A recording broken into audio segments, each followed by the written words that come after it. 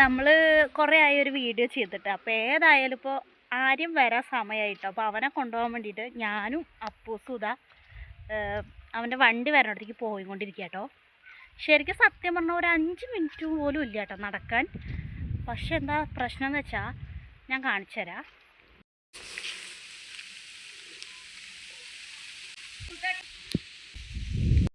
ശരിക്കും എപ്പോഴുള്ള പ്രശ്നമാണ് ഒരു വീഡിയോ എടുക്കുന്ന സമയത്ത്. അപ്പോൾ ആരെങ്കിലും കയറിക്കൊണ്ട് വരും. അതേപോലെ ഇപ്പോൾ വന്ന ആളാട്ടോ. അപ്പോൾ അവർ പോയി, അവർക്ക് പാലിയേറ്റീവിൽ നിന്ന് എന്തോ മരുന്നും കാര്യങ്ങളും, അവർ വീട്ടിലൊരാൾ വയ്യാണ്ട് കിടക്കുന്നുണ്ട്. അപ്പോൾ അങ്ങോട്ട് മരുന്നും കാര്യങ്ങളൊക്കെ കൊണ്ടുവരാൻ വേണ്ടി വന്നതാണ്. അപ്പോൾ ഞാൻ എന്താ പറഞ്ഞു വന്നത് വെച്ചാൽ, ഇവിടെ റോഡ് പണി നടക്കുകയാണ്. അപ്പോൾ റോഡിൻ്റെ 2 സൈഡും അവർ കോൺക്രീറ്റ് ചെയ്യാൻ വേണ്ടിയിട്ട് കീറിയിട്ടിരിക്കുകയാണ്.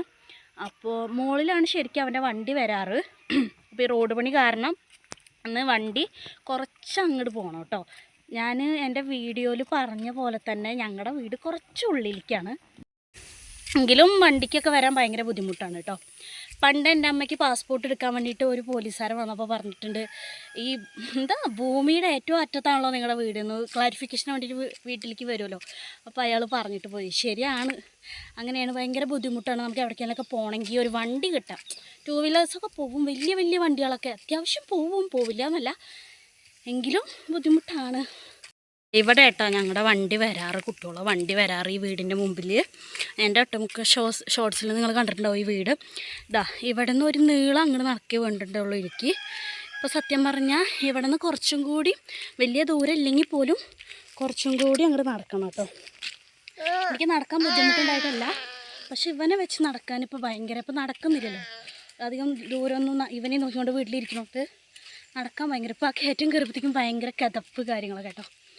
അപ്പോൾ അങ്ങനെ സത്യം പറഞ്ഞാൽ നല്ല വ്യൂ ഉള്ള സ്ഥലത്ത് തന്നെ കേട്ടോ വീടിരിക്കുന്നത്. ഇതൊക്കെ സത്യം പറഞ്ഞാൽ നല്ല എസ്റ്റേറ്റ് തന്നെ ആയിരുന്നു.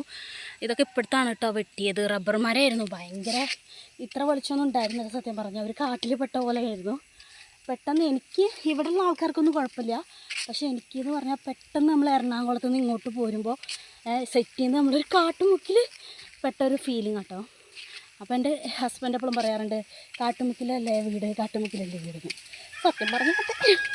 സത്യം പറഞ്ഞാൽ കിതപ്പ് കാരണം എനിക്ക് സംസാരിക്കാൻ തന്നെ പറ്റണില്ല കേട്ടോ. അത് നിങ്ങൾക്ക് വീഡിയോയിൽ കാണാനും പറ്റുന്നുണ്ടാവും. അതുകൊണ്ടാണ് ഞാൻ വോയിസ് കൊടുക്കുന്നത്. അപ്പോൾ ഇവിടെ കേട്ടോ വണ്ടി വരുന്നത്. ഇവിടെ തൊട്ടടുത്തായിട്ടൊരു ചെറിയ കട ഉണ്ട് കേട്ടോ. കടയാണ്, പക്ഷെ നമ്മൾ വിചാരിക്കുന്ന സംഭവമൊന്നും കിട്ടില്ല.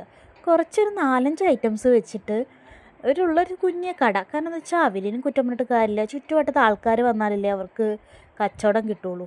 ഞാൻ പറഞ്ഞില്ലേ, ഇവിടെ അധികം ആൾക്കാരില്ലാത്തതുകൊണ്ട് തന്നെ കച്ചവടം കുറവാണ്. എന്തെങ്കിലുമൊക്കെ സാധനങ്ങൾ മേടിക്കണമെങ്കിൽ തന്നെ ഇത്തിരി ടൗണിലേക്ക് പോകണം കേട്ടോ.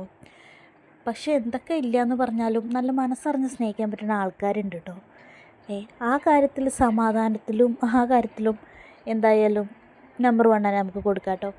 അങ്ങനെ ഇപ്പോൾ അവൻ്റെ വണ്ടിയൊക്കെ വന്നു. അവനവിടെ നിന്ന് ഇറക്കിയിട്ട് ഞങ്ങൾ വീട്ടിലേക്ക് തിരിച്ചു പോകുക കേട്ടോ. അപ്പോൾ എൻ്റെ കുഞ്ഞു വീഡിയോ നിങ്ങൾക്ക് ഇഷ്ടപ്പെടുന്നുണ്ടെങ്കിൽ ദയവ് ചെയ്ത് സബ്സ്ക്രൈബ് ചെയ്ത് കൂടെ